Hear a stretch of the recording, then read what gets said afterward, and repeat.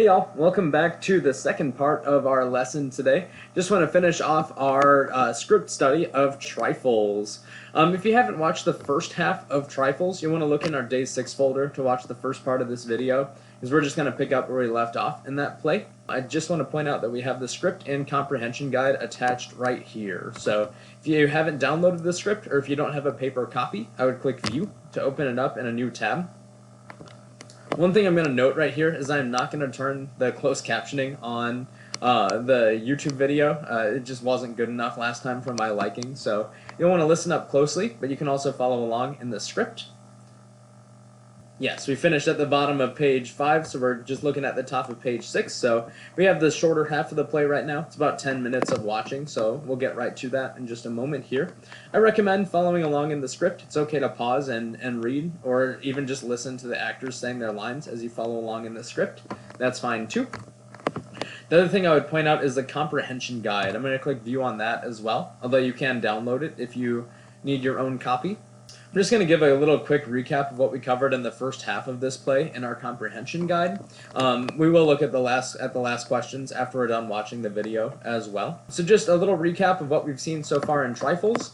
Trifles is set in the Wright family's farmhouse. Specifically, this is the day after Mr. Wright, John Wright, was found dead. Specifically, he was hanged in his sleep. And so the investigators are there to figure out how he died and who killed him. Number 2, the reason why Hale had come to visit Mr. Wright the day before was to discuss sharing a party line for telephones. This play is probably set about 100 years ago, as the telephone was a relatively new invention. Back then, people would go in together to buy a telephone that they could share as a couple of households. Number 3, what did Mrs. Wright tell Hale while he was there? She's the one who tells Hale that her husband is dead. Makes her look kind of sketchy, along with the fact that he was murdered by being hanged in his sleep with a rope around his neck. And even more sketchy than that is the fact that she says, for number 5, why was she unaware of her husband's death? She tells the investigators that she sleeps very soundly. So she's claiming that she did not hear someone sneak into their bedroom and strangle her husband to death while she was sleeping next to him. Again, makes her seem really, really suspect. I don't know if we got to some of these in class. What does Henderson find on the top shelf of the cupboard closet? He finds broken jars of preserves. Preserves are like, think of jelly, but with actual pieces of fruit in it as well. It's to keep fruit preserved, keep it fresh for long periods of time. How does Mrs. Hale remember Minnie in her youth? She remembers Minnie as being very lively and pretty, a very different woman as she is now. And then I think the last one we could cover is number 8. Where is Minnie Wright as everyone's investigating her house? She is specifically in jail. They have not found her guilty yet of murdering her husband, but they certainly are holding her for questioning, just in case she is. And the evidence is really pointing against her at this point. I want to preview the rest of these questions before we watch the rest of this play, just some things to keep your eye out for. Number 9, why do Mrs. Peters and Mrs. Hale think Minnie Wright was nervous? We're going to see a little more evidence that shows that coming up here very quickly, actually. Number 10, what do the women discover in Minnie's sewing box? There's kind of a surprise in her box. What does Mrs. Peters tell her husband regarding the bird? Throughout the play, how do the men treat the women? So once we're done with the play, you'll want to kind of think through how the men treat the women in general. And then there is one more. What do the two women do with the possible evidence they found at the end of the play? At this point, don't worry too much about the irony. I think I'm going to move that into next week, just in the interest of time. So let's get to it. This is Trifles. I'm gonna shut up and we'll listen to the rest of this play. We'll kind of see what happens with this case of Mrs. Wright and the death of her husband. See, there's anything so strange or taking up our time with little things or waiting for them to get the evidence. See, so there's nothing to laugh about. Of course, they have awful important things on their minds. Mrs. Peters, look at this. This is the part she was working on. Look at the cellar. See, all the rest is nice and even? And look at this here. It's all over the place. Why, it's as if she didn't know what she was about. What are you doing, Mrs. Hale? Oh, I'm just fixing a stitch or two that's not sewing very good. Bad sewing always made me fidgety. I don't think we ought to touch things. Oh, I'll just finish up this little one here. Mrs. Peters. Yes, Mrs. Hale. What do you suppose she was so nervous about? Oh, I don't know. I don't know that she was nervous. I'm sometimes so awful queer when I'm just tired. Well, I really must get these things wrapped up. They may be through sooner than we think. I wonder where I can find some paper and string. In the cupboard, Minnie? Why, here's a bird cage. Did she have a bird, Mrs. Hale? Why, I don't know if she did. You know, there was a man last year selling canaries real cheap. I don't know if she took one. Maybe she did. She used to sing real pretty herself. Seems strange to think of a bird here. But she must have had one, or why would she have a cage? I wonder where it went. Cat got it, Minnie? No, she didn't have a cat. She's got that feeling about cats some people have, being afraid of them. My cat got into her room and she got real upset and asked me to take it out. My sister Bessie was just like that. It's queer, ain't it? Well, look at this door. It's broke. One hinge is pulled apart. It looks as if somebody had been rough with it. Why, yes. Mr. Hale? I wish if they were going to find any evidence, there'd be about it. I don't like this place. Well, I sure am awful glad you came with me, Mrs. Hale. It'd be lonesome for me sitting here alone. It would, wouldn't it? I tell you what I do wish, though, Mrs. Peters. I wish I had come out here sometime when she was here. I wish I had. Well, of course, you were awful busy with your house and your children. I could have come. I stayed away because I weren't cheerful. And that's why I ought to have come. I don't like this place. Maybe because it's down in a hollow and you don't see the road. I don't know what it is, but it's a lonesome place. It always was. But I sure wish I'd come to see Minnie Foster sometime. I can see now. Oh, you mustn't reproach yourself, Mrs. Hale. We often don't know how things are with other folks till something comes up. Not having children. It makes less work, but it makes an awful quiet house. And Wright, no way work and no company when he did come in. Did you know John Wright, Mrs. Peters? Not to know him. I've seen him in town a few times. They say he was a good man. Good, yes. Well,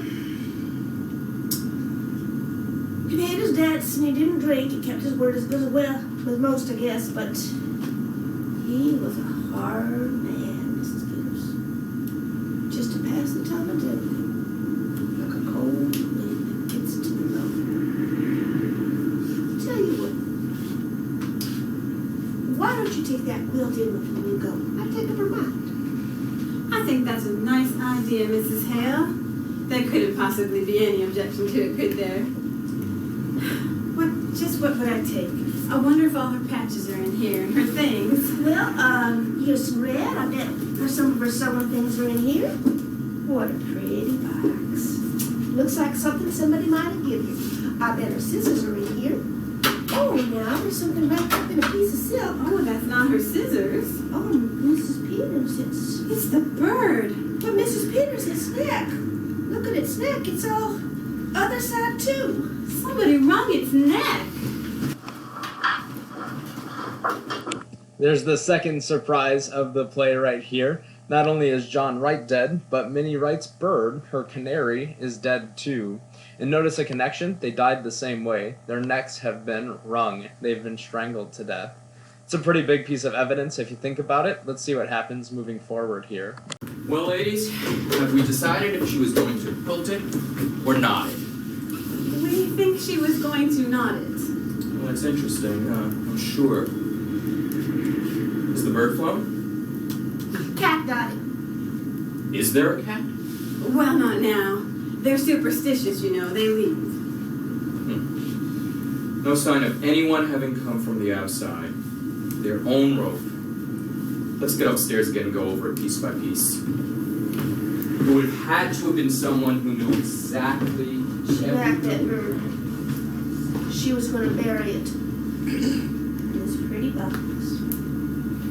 When I was a girl, my kitten, there was a boy took a hatchet, and before my eyes and before I could get there, if they hadn't held me back, I would have hurt him. I wonder what it would feel like never having any children in the house.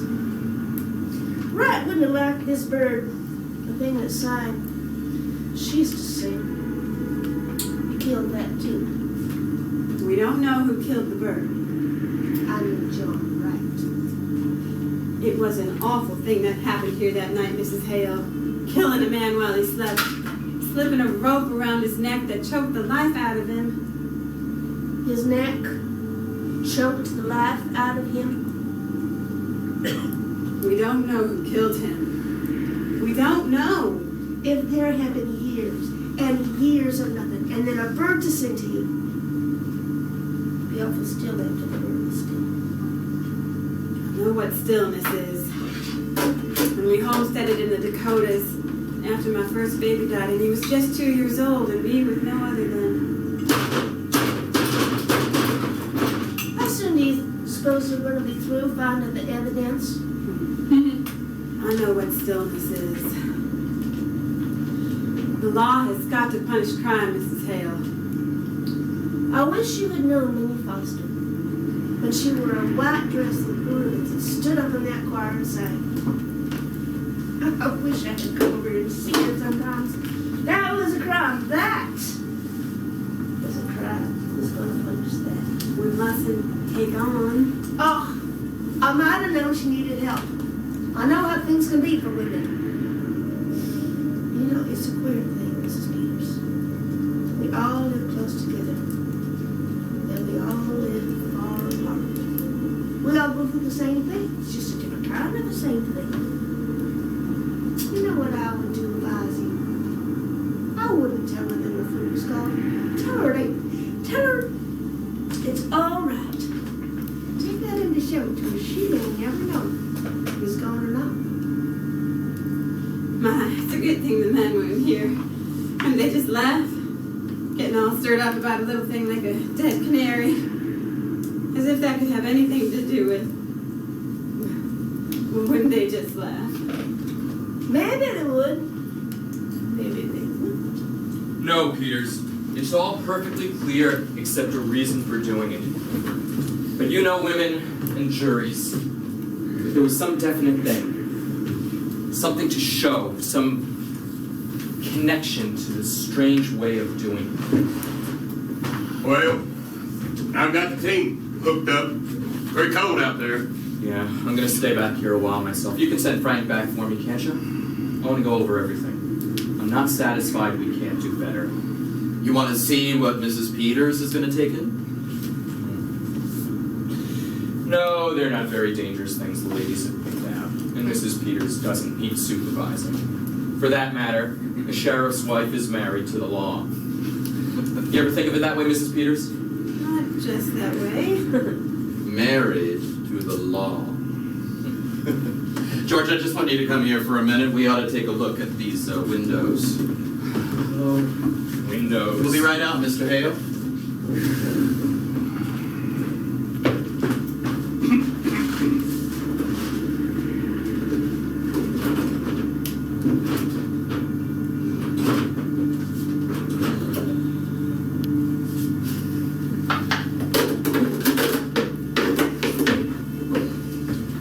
Well, Henry, at least we found out. She was not going to quilt it. She was going to, what is it called, ladies? We call it knotted, Mr. Henderson. And there is the end of the play right there. So let's take a look at those comprehension questions. With where our time is at right now, I think we'll save irony and symbolism for next week. So why do Mrs. Peters and Mrs. Hale think Minnie Wright was nervous? I hope you can answer this one on your own. In fact, I'm going to say this is a good moment to pause the video, see if you can answer them on your own. I'll go over them in just a moment here. Number 9, why do Mrs. Peters and Mrs. Hale think Minnie Wright was nervous? Specifically, they noticed the bad stitching on her quilt. So, notice that the two women, Mrs. Peters and Mrs. Hale, find several pieces of evidence throughout this play. One of the big pieces of evidence is her quilt. They notice that she started off stitching it well, but then the stitching gets really, really bad and erratic as the quilt goes on. It's a sign that Minnie Wright was nervous. That does cast a little more evidence that might point out that Minnie Wright did murder her husband. Number 10, what do the women discover in Minnie's sewing box? I hope this one's obvious for you. It's her dead canary, her dead bird, strangled around the neck right there. Again, notice the similarity between that and how Mr. Wright died, of a rope around his neck. Number 11, what does Mrs. Peters tell her husband regarding the bird? Notice that she tells her husband that the cat must have gotten the bird. Interesting. So she doesn't, notice that she does not tell her husband that she thinks John did it, even though I think it's pretty clear that John Wright strangled his wife's bird. She doesn't say that she thinks Minnie killed it either, so she's kind of casting doubt away from Minnie. Interesting. Number 12, throughout the play, how did the men treat the women? This one, you might want to do some digging through your script to find this one. And they definitely don't love and respect the women. Now notice they are the wives of two of the men. Mrs. Peters is the sheriff's wife. Mrs. Hale is Mr. Hale's wife. So there might be that love relationship there, but there's definitely some disrespect going on through this play. B, it can't be B. They do speak with the women throughout the play. And it's also not D. They obviously don't suspect their own wives of murder. This one is C. They actually kind of laugh and make fun of the women throughout the play. Think back to earlier in the play. I think it's Mr. Hale who says that women are always worrying over trifles, over unimportant things. That's going to play into irony when we talk about that next week. Then lastly, 13, what do the two women do with the possible evidence they have found? They do not give it to the men. That would cast Minnie Wright as being guilty, even though they do think she's guilty. They don't destroy it, and they don't take it to court themselves. We don't see that happen within the context of the play. Specifically, it's B. They actually hide that evidence that they found from the men. The question is why? If they think Minnie Wright is guilty of this crime, why hide the evidence from the investigators? Why hide it from their husbands? Again, we'll talk about that a little more as we discuss theme next week. What you can expect in Monday's mini lesson is a quiz over this play. All my quiz questions I'm going to pull from this comprehension guide. So I just want to make sure that you've been following along with these videos and that you understand the play. That's going to help us as we discuss it in class next week.